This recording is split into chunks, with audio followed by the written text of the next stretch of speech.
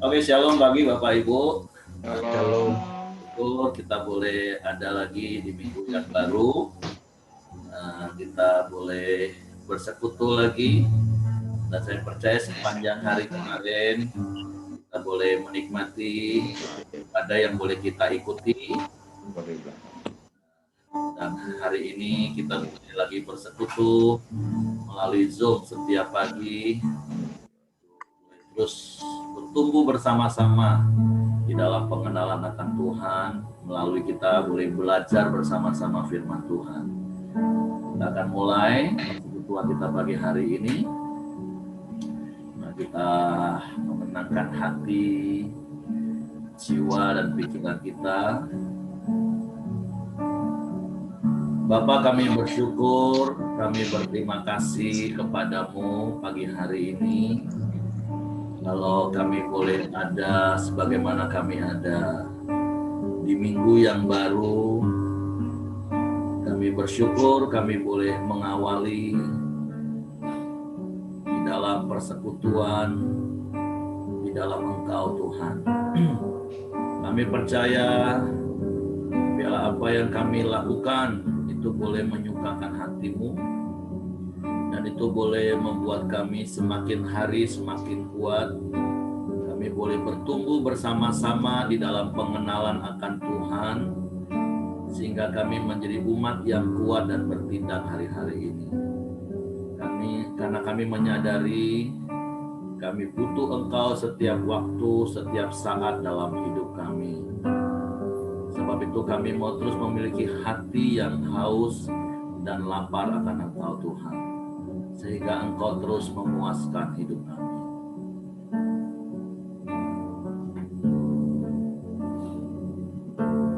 Seperti rusa yang haus, rindu aliran sungai-Mu.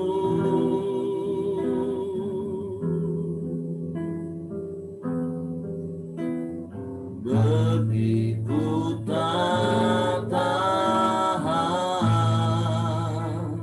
menunggu-Mu.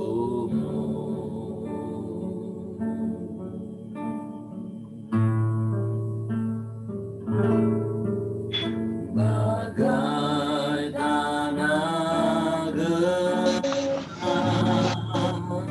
menanti datangnya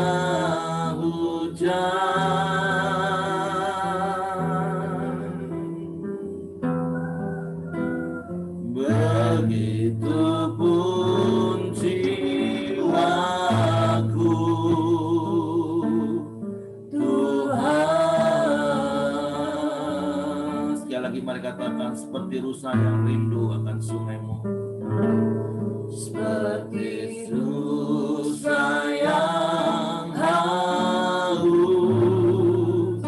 rindu aliran sungai-Mu.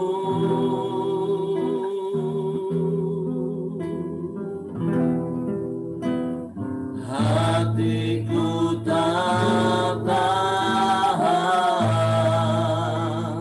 menunggu-Mu.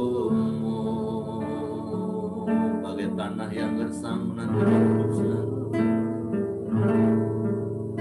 bagai tanah gersang menanti datangnya hujan.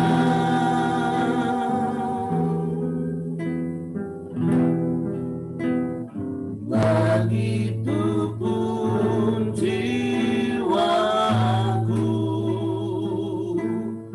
Tuhan.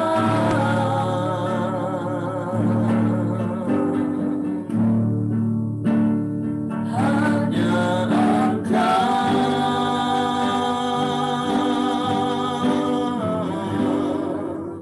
pribadi yang mengenal hati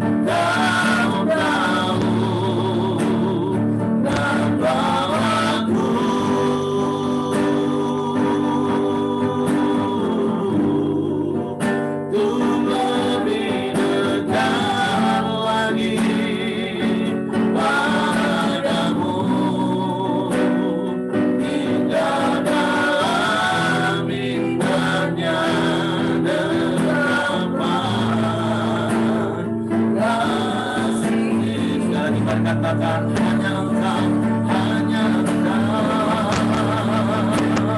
hanya Engkau,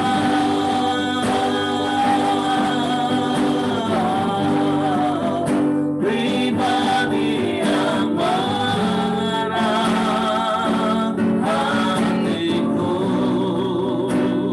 tiada yang tersembunyi darimu.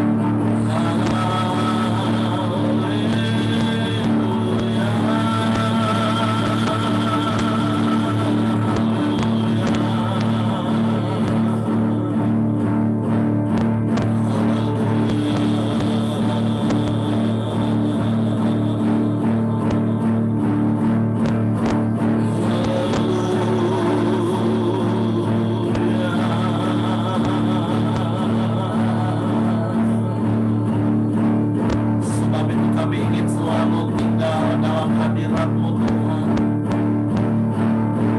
bersekutu dengan-Mu seumur hidup kami.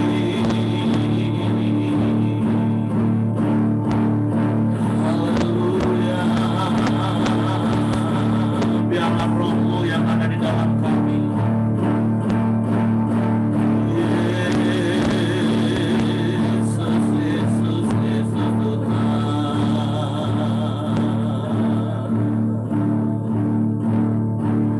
Ku ingin selalu bersekutu dengan-Mu, menikmati hadirat-Mu. Biarlah Roh-Mu tinggal dalam hidupku. Sungguh indah bersama-Mu selamanya. Sungguh hanya dekat Engkau hati kami tenang Tuhan. Hanya dekat aku rasa tenang hatiku. Kau sertai jalanku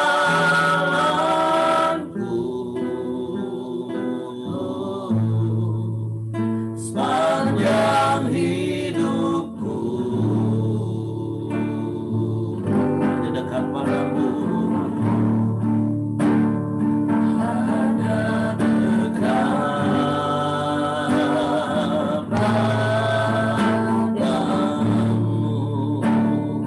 ada kekuatan baru. Kaulah perlindunganku.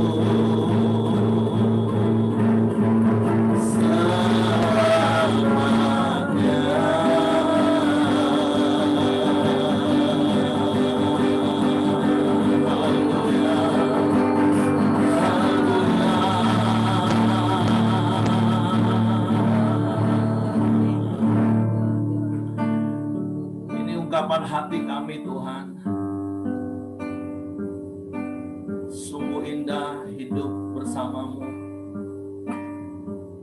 Sebab itu kami mau selamanya bersama dengan Engkau.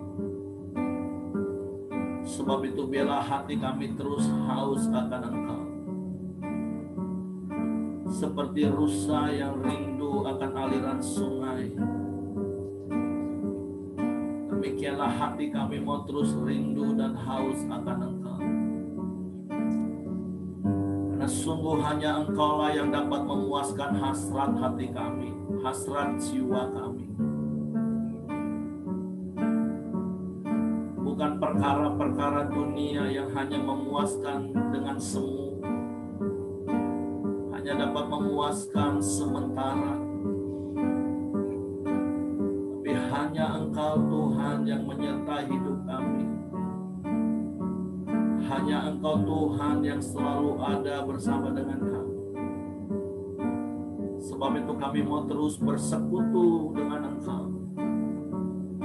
Karena kami percaya sesungguhnya kami tidak akan pernah dapat lagi terpisah daripadamu. Karena Engkau yang berfirman dan Engkau yang berjanji bahwa Engkau memberikan kepada kami hidup yang kekal, sehingga kami tidak akan binasa sampai selama-lamanya. Dan seorang pun tidak dapat merebut kami dari tangan-Mu. Kami mau pegang teguh janji firman-Mu. Dan kami mau terus tinggal di dalam Engkau dan Roh-Mu di dalam kami. Sehingga semakin hari kami boleh semakin kuat berjalan bersama dengan Engkau.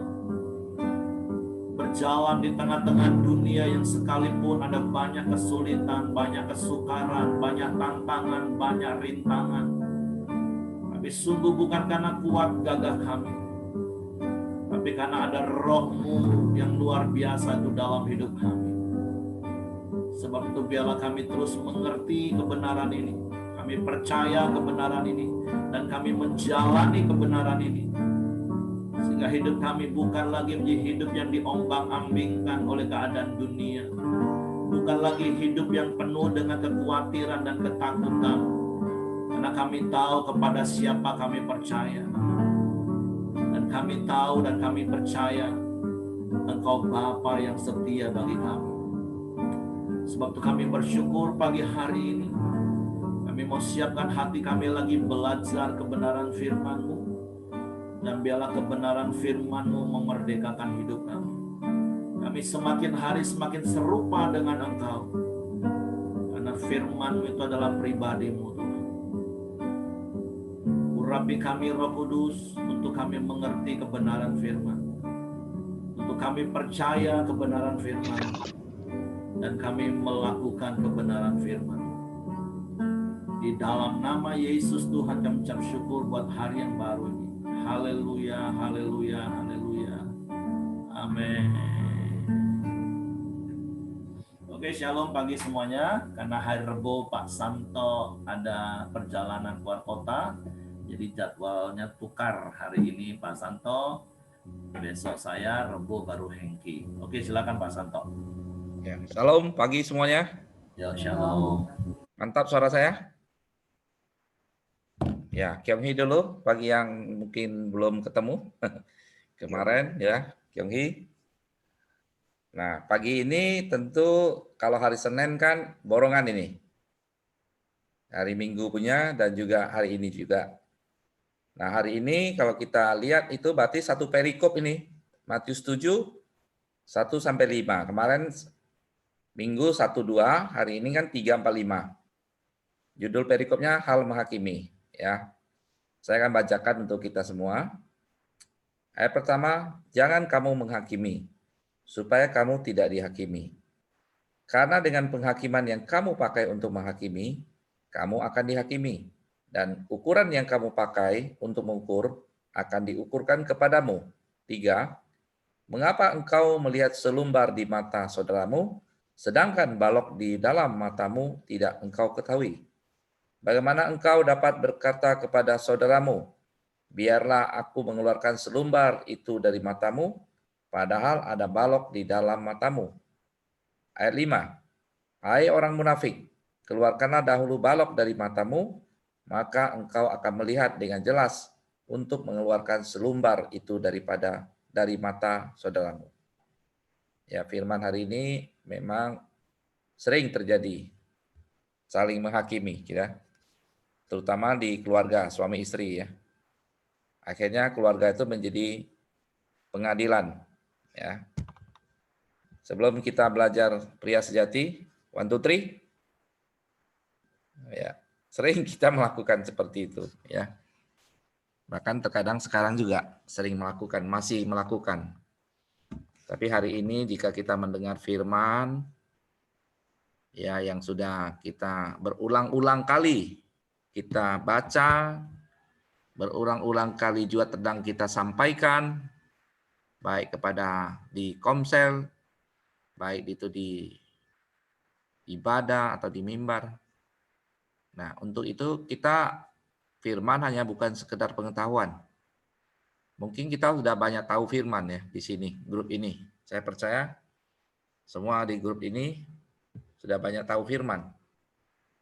Ya, mungkin sudah dicokokin terus ya, apalagi Pak Simon, Ibu Mirianti, pasti banyak tahu firman sudah. Karena lebih tua dari kita tentunya kan. Sejak dulu kala mendengar mungkin firman-firman seperti ini. Nah, kalau kita lihat kata Tuhan hanya ada satu pembuat hukum dan hakim, yaitu Dia yang berkuasa menyelamatkan dan membinasakan. Tetapi siapakah engkau sehingga engkau mau menghakimi sesamamu manusia? Jadi Tuhan sudah berpesan, hanya Dialah yang bisa menjadi penghakim atau hakim yang adil atau juga sebagai hukum, pembuat hukum. Ya. Jadi kita sesama kita jangan kita saling menghakimi. Itu pesan Tuhan buat kita. Nah, memang tidak gampang kita dalam mempraktekannya sebenarnya. Perlu penguasaan diri. Apalagi orang-orang seperti orang dominan ya, Pak Simon, kita-kita ini. Ya, orang-orang dominan lah, terutama Pak Yosia ketawa-ketawa.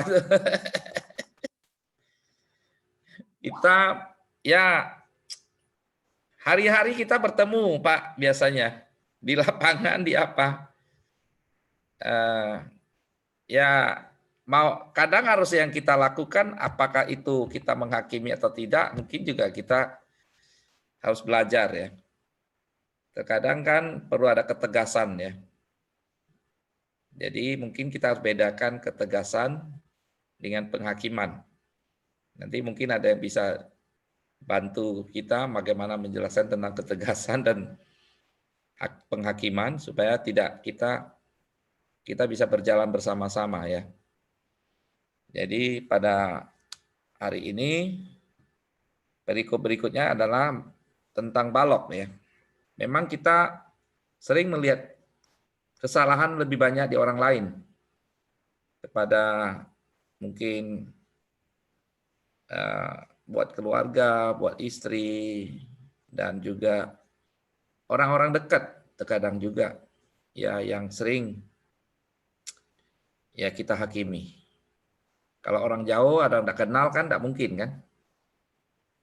Nah, untuk itu kita harus belajar bagaimana kita dapat mengendalikan, menguasai diri kita.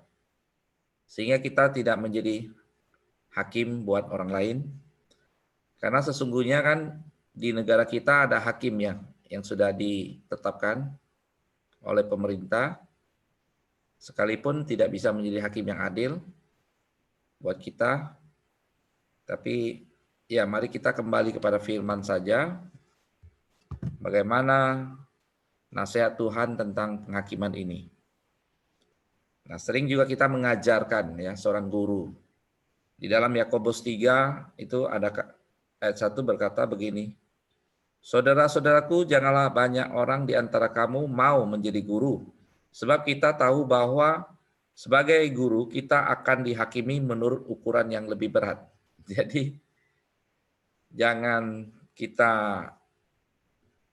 berlomba-lomba juga menjadi seorang guru, karena guru itu akan diukurkan yang kita ajarkan akan diukurkan kepada kita.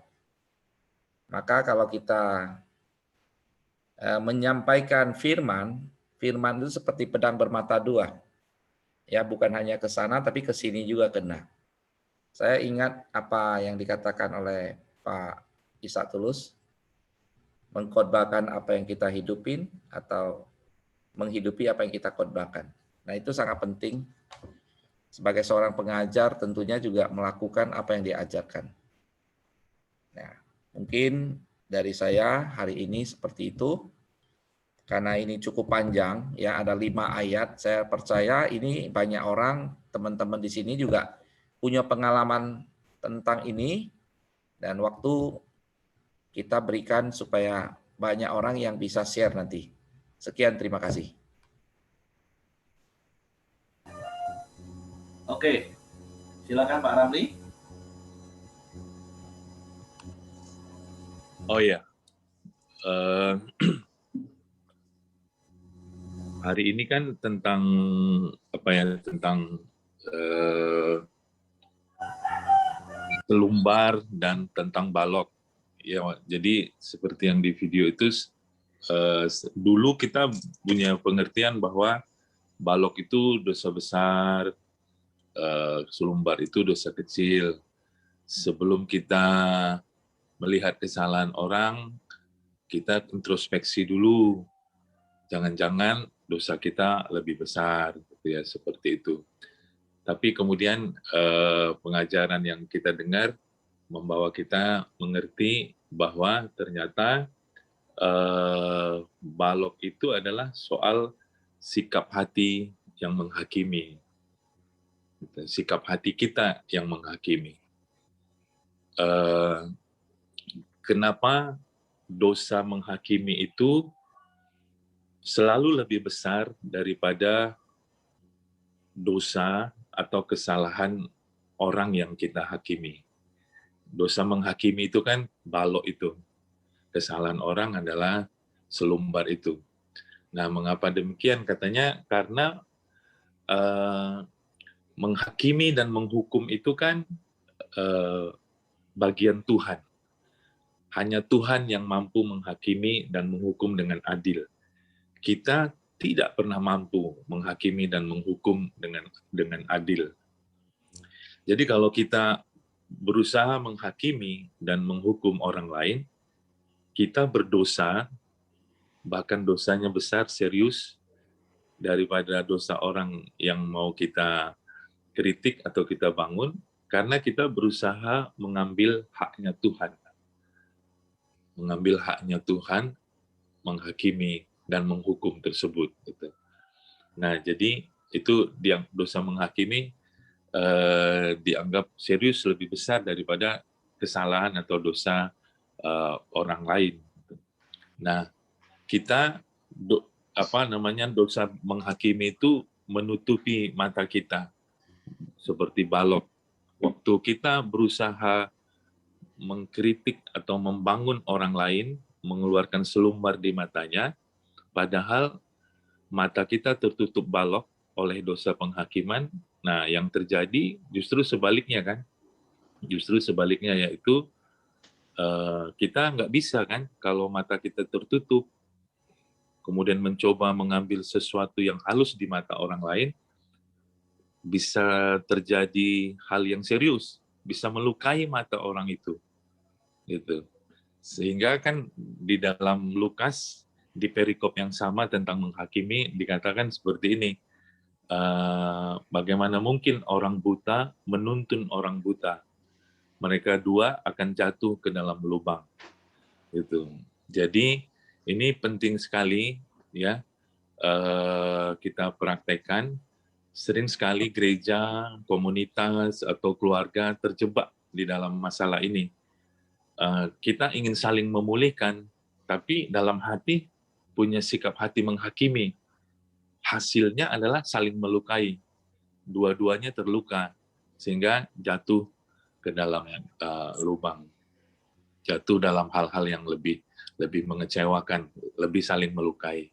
Jadi penting sekali kita belajar hal ini supaya dalam keluarga, betul tadi Pak Santo bilang, kita masih punya sikap hati menghakimi suami istri, orang tua dengan anak, orang tua dengan pasangannya, dengan pimpinan di tempat kerja, dengan teman-teman gereja, teman-teman komsel, teman hafruta.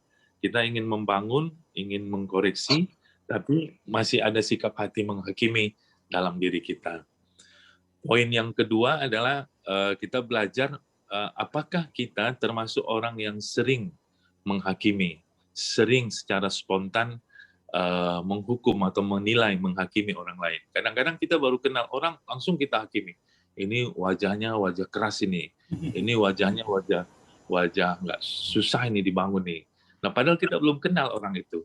Nah, mungkin kalau kita merasa, nah saya termasuk orang yang dulu ya, termasuk orang yang cepat menghakimi orang lain. Nah, waktu saya belajar masalah ini, Tuhan bukakan bahwa itu diakibatkan oleh problem-problem masa lalu, luka-luka masa lalu. Jadi saya terlahir dari keluarga miskin, sering diejek, sering dihina waktu masih remaja, itu membuat saya minder. Rasa minder membuat saya melawan, membuat saya menyerang duluan, menghakimi orang lain duluan. Nah, Tuhan sembuhkan minder saya. Nah, penghakiman pun mulai hilang satu persatu, mulai tidak lagi menghakimi. Mungkin itu sementara dari saya, Pak. Terima kasih, Pak. Oke, terima kasih tadi pelengkapi. Ada yang mau tambahkan lagi? Pak Simon mau tambahkan mungkin? Oke, kalau dari saya ya kan ada dua. Pertama, soal menghakimi ini memang benar apa kata Pak Ramli, rumah masa hidup kita yang lalu. Tapi saya setelah belajar di Pria Sejati, ada dua kuncinya. Satu, kita harus membuka diri, mulai terbuka. Jangan hidup apa kata orang, ya kan? Karena di statementnya keterbukaan adalah awal dari pemulihan. Jadi kita, kalau hidup kita dulu karena susah, ya kan, miskin. Jadi kita memang udah dibully-bully orang lah ya. Jadi itu terbawa. Tapi saya rasa setelah belajar dengan nilai-nilai, kita harus membuka diri karena keterbukaan itulah yang menyembuhkan kita. Jadi kita tidak hidup lagi apa kata orang, tapi hidup apa kata firman. Ya kan? Jadi keterbukaan itu mulai kita buka, kita introspeksi, kita mulai membuka diri untuk bertanya kepada rekan kita, kepada bawahan kita, ya. Nah, itu yang pertama. Jadi begitu kalau kita sudah mulai membuka diri, artinya kita sudah mau berespon benar. Respon benar sangat penting, ya kan? Jadi kita tidak menghakimi. Ya kan? Yang kedua, kita harus lembut tapi tegas, ya. Seperti saya orang dominan dulu belum mengenal kebenaran, ya kan, selalu tegas. Pokoknya semua orang kalau ngomong tuh saya ngomong salah. Tapi hari ini saya berubah. Saya tidak mengatakan salah, bahwa saya bilang itu ada kekeliruan. Karena apa? Saya mengevaluasi hidup saya, tidak ada setiap orang itu mau dikatakan melakukan segala keputusannya itu salah. Ya, tidak ada. Ini dari yang saya pelajari. Tetapi kalau keliru iya. Jadi maka saya bilang banyakan saya bahasanya keliru. Tapi kalau udah pakai bahasa salah, itu udah berat kelasnya. Ya. Jadi kalau sama istri juga jangan kita pakai salah. Bilang mungkin mami keliru, ya kan. Jadi bahasanya juga sudah itu intonasinya harus lembut. Kalau dulu kan kerasnya nomor 1, ya kan, lembutnya sedikit sekali. Ya kan, jadi bukan Ajinomoto kasih sedikit itu terasa, ya kan. Nah, jadi saya rasa kita harus lembut, ya kan, tapi tegas. Bagaimana kita lihat ada keluarga-keluarga yang orang tuanya tegas, itu cenderung anak pemberontak, ya kan. Tinggi ketegasannya, tapi tidak ada kelembutan. Nah, terlalu lembut, ya kan, anak tidak mandiri. Jadi harus seimbang. Nah, keseimbangan itu ada kunci kehidupan. Dari situ kita mulai lembut tapi tegas, ya kan, baik sama istri, anak, dan semua anggota kita dan rekan kerja kita juga, teman-teman juga, ya. Saya di Prias Jati ada beberapa orang yang agak lemot-lemot, ya kan. Kalau janjinya itu selalu terlambat. Saya bilang sama mereka, kalau Anda tidak memulai, ya kan, dari hal kecil, Anda tidak akan bisa selesai hal besar. Jadi saya lihat itu, kita bukan menghakimi, tapi kita mengingatkan mereka. Tapi dengan nadanya lembut tapi tegas. Demikian dari saya. Oke. Apakah yang lain ada pencerahan-pencerahan yang didapat selain apa yang disampaikan Pak Santo, Pak Ramli, Pak Simon? Ada yang mau tambahkan sebelum nanti saya sampaikan apa yang mau saya sampaikan? Oh, Hengki sudah unmute ya, silakan Heng. Ya Pak, kalau dari sisi saya Pak, di sini firman Tuhan mengatakan Pak, bagaimanakah engkau dapat berkata kepada saudaramu, biarlah aku mengeluarkan selumba dari matamu, padahal ada balok di dalam matamu. Kadang-kadang setiap kita tuh merasa Pak, merasa kita lebih baik, merasa kita lebih benar. Bisa juga kita di hadapan Tuhan kita merasa kita lebih kudus. Kita seperti orang Farisi Pak. Saya mau bacakan satu firman Tuhan Pak di Lukas 18 Pak. Di ayat 10 sampai 14. Ada dua orang, aku bacakan Pak ya. Ada dua orang pergi ke bait Allah untuk berdoa, yang seorang adalah Farisi, yang lain pemungut cukai. Orang Farisi itu berdiri dan berdoa dalam hatinya begini, Ya Allah, aku mengucap syukur kepadamu karena aku tidak sama seperti semua orang lain. Bukan perampok, bukan orang lalim, bukan pezina, bukan juga seperti pemungut cukai ini. Aku berpuasa 2 kali seminggu. Aku memberikan sepersepuluhan dari segala penghasilanku. Tetapi pemungut cukai itu berdiri jauh-jauh, bahkan ia tidak berani mengada ke langit. Melainkan ia memukul diri dan berkata, Ya Allah, kasihilah aku orang berdosa ini.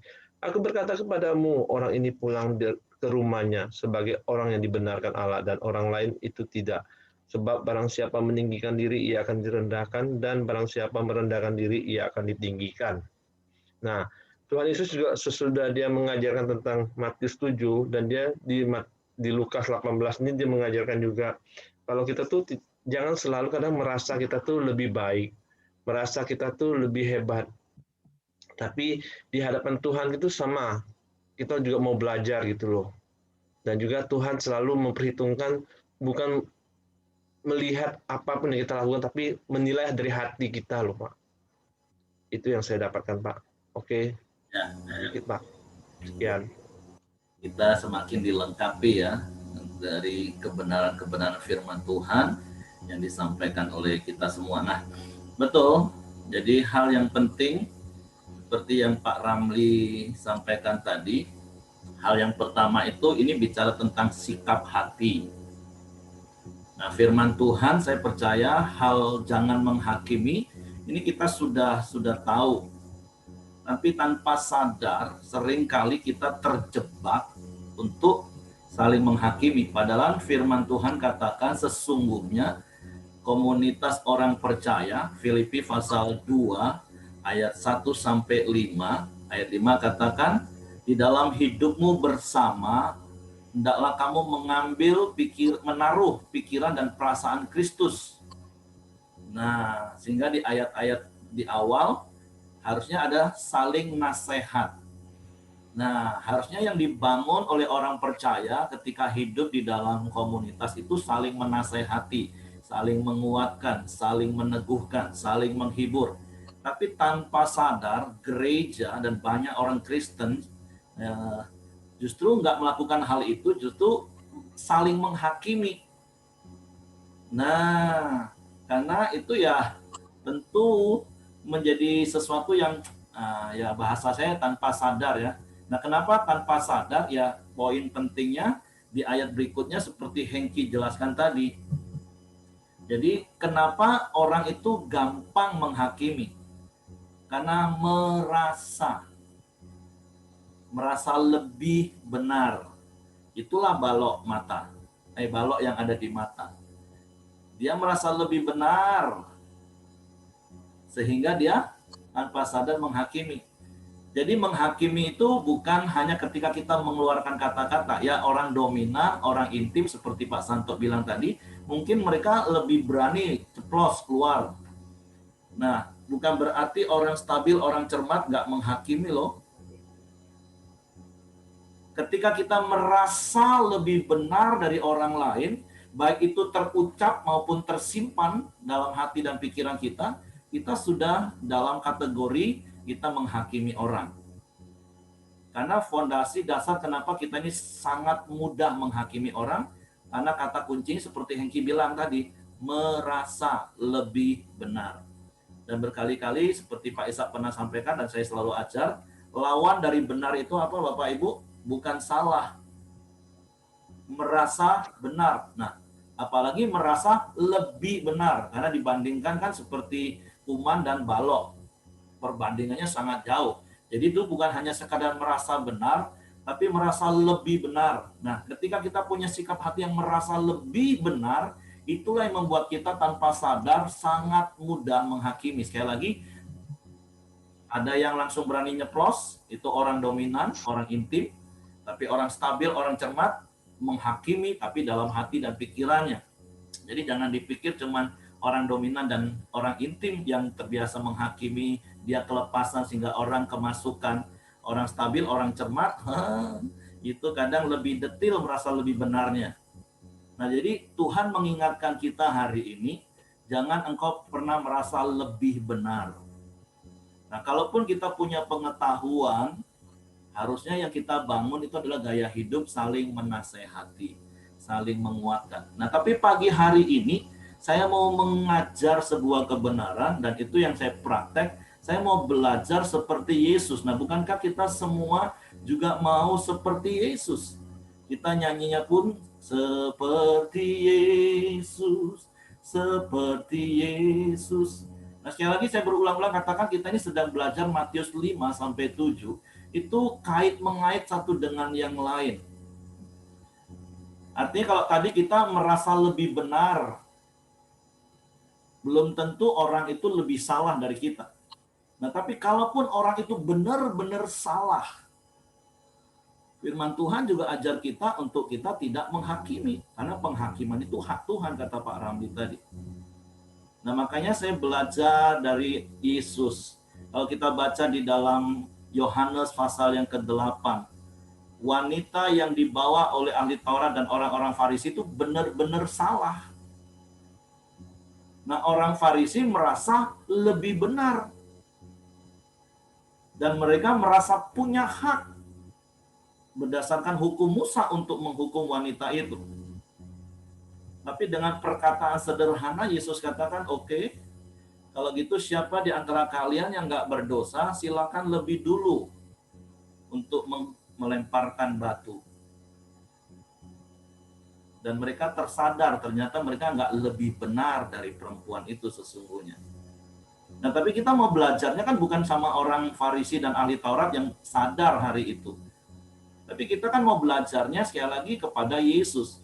Nah, Yesus yang benar, Yesus yang punya hak menghakimi, bahkan menghukum, Yesus pun enggak lakukan hal itu.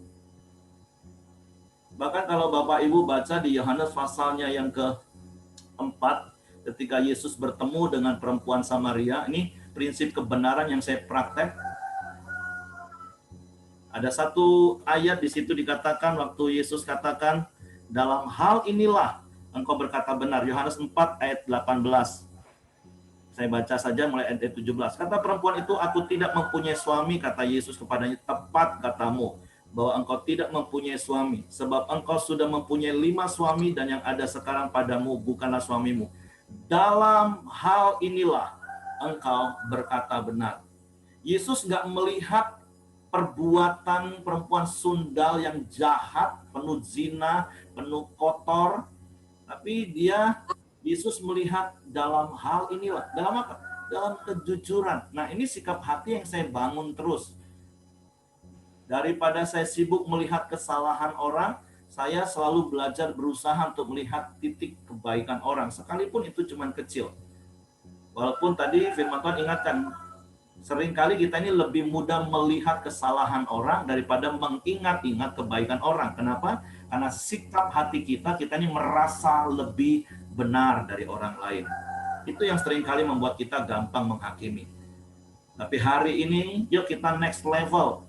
Bukan cuma kita tidak saling menghakimi, di ayat-ayat sebelumnya kita sudah diajar, yuk kita saling mengampuni.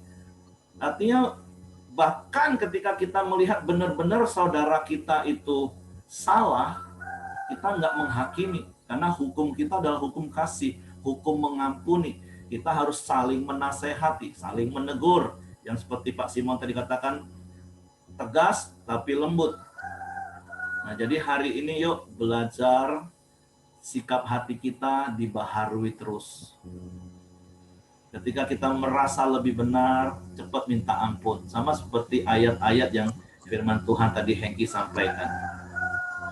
Sebenarnya kalau kita benar hari ini, itu pun karena Tuhan yang membenarkan kita. Bukan karena kita berbuat benar. Tapi tentu sebagai orang-orang benar yang sudah dibenarkan oleh Tuhan, ya memang kita harus hidup di dalam kebenaran. Makanya berkali-kali baik di mimbar, di komunitas, saya selalu ingatkan gini, kalau satu hari saya jatuh, hari itu saya tidak butuh penghakiman. Hari itu saya butuh Bapak Ibu datang kepada saya dan tepuk-tepuk saya, Pak. Bapak dulu banyak ngajar kebenaran firman Tuhan. Ayo Bapak lakukan yuk. Kan gereja enggak, apalagi kalau pemimpin yang berbuat salah. Habis dibully. Baik yang berani langsung maupun sebar racun kemana-mana. Makanya setiap dalam komunitas saya selalu ngomong, ingat, satu hari kalau seandainya saya jatuh, hari itu saya nggak butuh penghakiman. Hari itu saya butuh Bapak Ibu datang, nasihati saya, tegur saya, kuatkan saya, supaya saya kembali. Karena kuasa penerimaan itulah yang akan memulihkan. Contoh sederhana yang sering saya kasih adalah, kenapa ada begitu banyak orang, yang keluar dari penjara. Sebenarnya di penjara dia mengalami permukaan, mengalami proses, dia mau bertobat. Tapi ketika dia keluar, nggak ada satupun orang yang mau terima dia. Orang sudah mempunyai label, taruh label di jidat dia. Oh ini mantan napi nih. Oh ini mantan ini nih. Sehingga orang tutup diri, hati-hati. Hati-hati, waspada, nggak salah Bapak Ibu. Tapi sekali lagi, pagi ini firman Tuhan Pak Ramli tadi katakan ini bicara tentang sikap hati. Kalau kita sudah taruh label ke orang, kita merasa lebih benar, itu kita sudah masuk kategori saling menghakimi. Dan ketika orang nggak diterima, orang akan semakin jahat. Kita kenapa bisa baik? Karena kita tahu kita diterima oleh Tuhan. Makanya ingat setiap kali kalau engkau mau merasa lebih benar sehingga engkau menghakimi, ingat, engkau itu bukan orang benar karena perbuatanmu, tapi engkau orang yang dibenarkan oleh Tuhan. Engkau orang yang diterima oleh Tuhan. Nah, sikap hati seperti itulah yang harus kita miliki. Sehingga kita nggak terjebak dengan gampang menghakimi orang lain. Dan itu yang harus kita bangun. Makanya firman Tuhan tadi katakan, jangan ngomong mau keluarkan selumbar di mata temanmu, keluarkan lebih dahulu balok. Makanya setiap hari kita introspeksi diri, Tuhan, apakah ada hal yang salah dalam hidupku? Roh Kudus terangi, Roh Kudus ingatkan, supaya kita nggak terjebak menghakimi. Menasehati itu harus Bapak Ibu, menegur itu harus Bapak Ibu, meneguhkan itu harus. Tapi yang nggak boleh itu menghakimi. Dan itu dimulai dari sikap hati yang salah, merasa lebih benar. Jadi itu saja yang ingin saya sampaikan. Yuk sepanjang hari ini kita renungkan firman Tuhan ini. Coba kita periksa hati kita, apakah kita menjadi orang yang gampang merasa lebih benar dari orang? Datanglah dengan sikap hati pemungut cukai yang Miki katakan tadi. Tuhan terima kasih kalau kami dibenarkan, bukan karena perbuatan baik kami. Oke, Pak Santo angkat tangan. Pak Santo mau tambahkan sesuatu? Oh, enggak. Oke, itu saja. Kalau tidak ada, saya serahkan kepada Hengki selanjutnya. Yosia tuh. Mas Yosia udah buka. Pak Yosia, udah unmute. Pak Yosia Yosia mau tambahkan sesuatu? Saya mau tambahkan sedikit, Pak. Jadi soal menghakimi ini kan tadi yang dibilangkan, yang penting kita mengerti bahwa semangatnya yang ada di situ apa, begitu ya. Buat Tuhan itu menghakimi itu adalah hal yang sangat mudah. Tuhan bisa saja seperti polisi, kalau ada salah tinggal ditilang. Ada orang buang sampah sembarangan, tinggal diputuskan vonisnya apa ya. Nah, tapi kalau kita mengerti apa yang menjadi isi hati Tuhan itu adalah supaya tidak ada satu orang pun yang tidak diselamatkan. Tuhan rindu semua orang diselamatkan. Ya, jadi kadang saya melihat begini ya, kalau kita bandingkan pemikiran hakim yang ada di kita dengan hakim yang ada di negara lain, kadang kita melihat prestasi hakim itu ketika kasusnya semakin banyak, berarti kerjanya makin baik, gitu ya. Nah, tapi kadang kita melihat begini, mengapa jarang ada orang yang ditangkap atau mengapa jarang ada orang yang melakukan korupsi, orang yang buang sampah sembarangan di negara maju, karena semangat mereka bukan seperti itu, begitu ya. Karena mereka sejak kecil di sekolah-sekolah itu sudah ada yang namanya slogan-slogan, begitu ya, kata-kata bijak. Membela negara adalah tidak membuang sampah sembarangan. Integritas artinya kamu tidak membuang sampah sembarangan, begitu ya. Nah, jadi yang paling penting prestasi keadilan itu bukan semakin banyak orang dihukum, semakin banyak orang ditangkap, maka negara itu semakin maju. Tapi sebenarnya semangatnya itu adalah kita tidak menemukan lagi orang melakukan kesalahan seperti itu, begitu ya. Nah, jadi sebenarnya kalau kita melihat membandingkan isi hati Tuhan dengan bahwa Tuhan itu adalah hakim yang adil, sebenarnya semangat Tuhan itu adalah supaya tidak ada satupun orang yang tidak diselamatkan. Tuhan rindu semua orang diselamatkan. Artinya Tuhan tidak ingin semua manusia dihakimi masuk neraka semua karena bikin kesalahan. Karena kalau kita lihat juga orang-orang Farisi, orang Yahudi, hukum Taurat dari 10 hukum Taurat menjadi ribuan. Artinya apa? Untuk menjebak orang gitu loh. Tapi semangatnya tidak ingin orang lain selamat. Dia hanya ingin dia yang selamat, orang lain nggak selamat. Mungkin itu Pak, saya melihatnya Pak.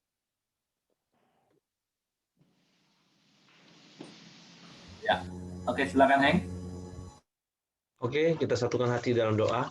Nanti kita habis ini kalau ada yang mau sharing, boleh silakan lagi. Oke Pak ya.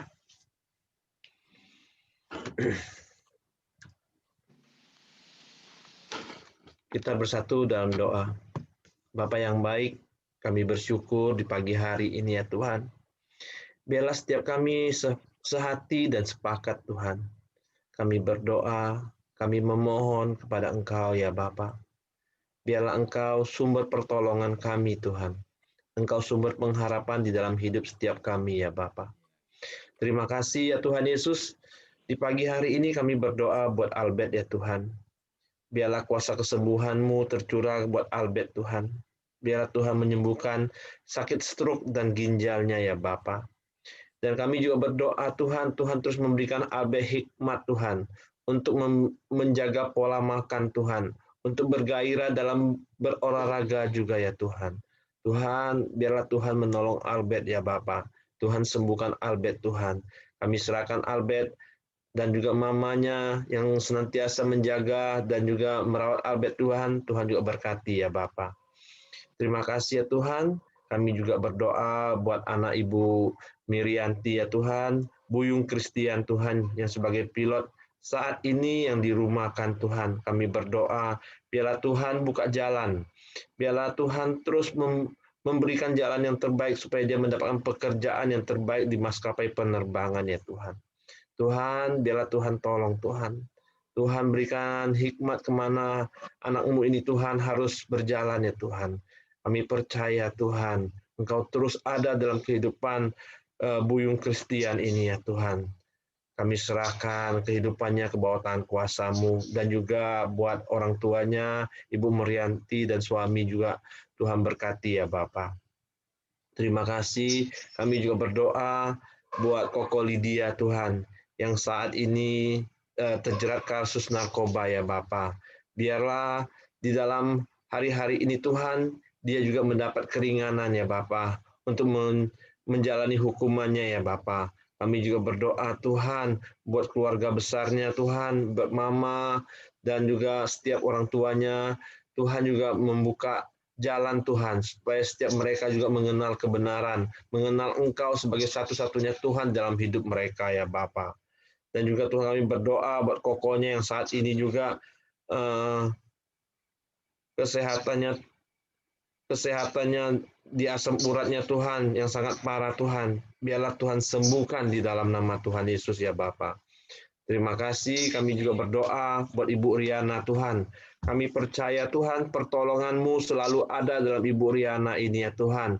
Engkau telah menyembuhkan dari COVID ya Tuhan. Kami juga berdoa ya Tuhan, biarlah Ibu Riana juga semakin dipulihkan, semakin disembuhkan ya Bapa. Dan juga paru-parunya Tuhan, Tuhan pulihkan di dalam nama Tuhan Yesus ya Bapa. Terima kasih dan juga buat suaminya Pak Yosia juga Tuhan berkati ya Bapak. Dan juga Tuhan, kami pagi hari ini juga berdoa buat Bang Sakti ya Bapak, yang pada saat ini masih COVID dan juga fungsi ginjalnya tinggal 13% dan pompa jantungnya tinggal 40% Tuhan. Tuhan, kami sangat meminta pertolongan-Mu ya Tuhan. Biarlah Tuhan curahkan kuasa kesembuhan. Tuhan tolong ya Tuhan Bang Sakti supaya bisa sembuh di dalam nama Tuhan Yesus ya Bapa. Tuhan, biarlah Tuhan yang kami andalkan untuk kesembuhan Bang Sakti ini ya Bapa. Terima kasih ya Tuhan, kami serahkan Bang Sakti dan keluarganya ke bawah tangan kuasa-Mu. Bapak, kami juga berdoa buat bangsa dan negara kami Indonesia ya Tuhan. Biarlah Tuhan memberkati bangsa kami. Tuhan terus ada dari Sabang sampai Merauke Tuhan. Biarlah kemuliaan-Mu tercurah atas bangsa kami ini Indonesia ya Bapa. Kami juga berdoa Tuhan, biarlah pandemi ini Tuhan lebih bisa segera berakhir atas bangsa ini ya Tuhan. Dan juga Tuhan kami berdoa Tuhan buat pemimpin bangsa kami, Presiden kami, Pak Jokowi, Tuhan, biarlah Tuhan memberkati hamba-Mu ini Tuhan, dan juga perlindungan-Mu turun atas hamba-Mu ini ya Bapa. Biarlah hikmat-Mu Tuhan, untuk membawa bangsa kami, untuk membawa perekonomian bangsa kami lebih baik, untuk membawa keamanan bangsa kami ini lebih baik juga ya Bapa. Dan juga jajaran menteri yang senantiasa membantunya, biarlah Tuhan juga melindungi. Tuhan juga memberikan mereka hikmat Tuhan untuk membawa bangsa ini lebih baik. Biarlah roh takut akan Tuhan terus ada di dalam pemimpin-pemimpin bangsa kami ini ya Tuhan. Terima kasih, bahkan sampai ke provinsi, gubernur Tuhan, wali kota, kecamatan, kelurahan, maka sampai ke tingkat RT ya Tuhan. Tuhan, biarlah setiap aparatur negara ini Tuhan, biarlah mereka juga membawa bangsa ini lebih baik Tuhan. Kota-kota kami lebih baik Tuhan, dengan takut akan Tuhan ya Bapa.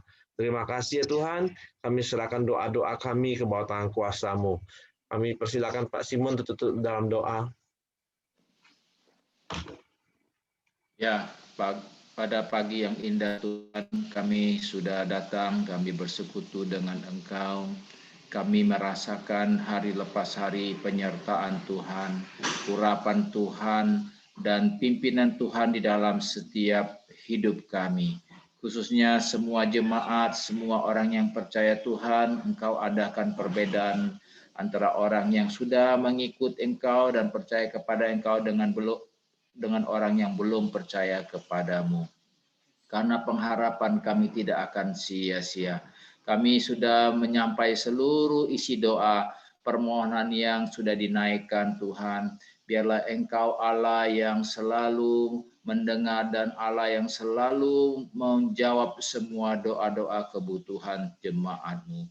Kami bersyukur pagi ini Tuhan, dan sebentar kami mau melakukan aktivitas kami, hari-hari kami Tuhan, biarlah Engkau selalu menuntun, memberi hikmat kepada kami, supaya kami tidak terjatuh dalam pencobaan. Terima kasih Bapa. Kami serahkan sepanjang hari ini hidup kami dalam tangan-Mu. Biarlah Engkau Allah kuasa dapat melakukan segala perkara, sehingga besok pagi kami boleh bersama-sama lagi datang ke dalam tangan-Mu. kami mengalami urapan yang lebih lagi Tuhan, sehingga semakin hari kami semakin naik bukan semakin turun. Kami dapat memuji memuliakan nama Tuhan dan kami boleh menjadi kesaksian di mana kami berada. Terpujilah namamu Bapa, di dalam nama Tuhan Yesus Kristus kami sudah berdoa dengan mengucap syukur. Yang percaya katakan haleluya, amin. Oke, semangat pagi semuanya. Selamat Ya. beraktivitas. Tuhan memberkati. Oke, saya langsung end meeting ya pagi ini ya, sorry. Karena mau ada persekutuan berikutnya. Oke, semuanya ada Ibu Susi. Selamat datang yang baru ya. Oke, Tuhan berkati Bapak Ibu ya. Besok kita ketemu lagi, kita bisa ngobrol lebih panjang lagi.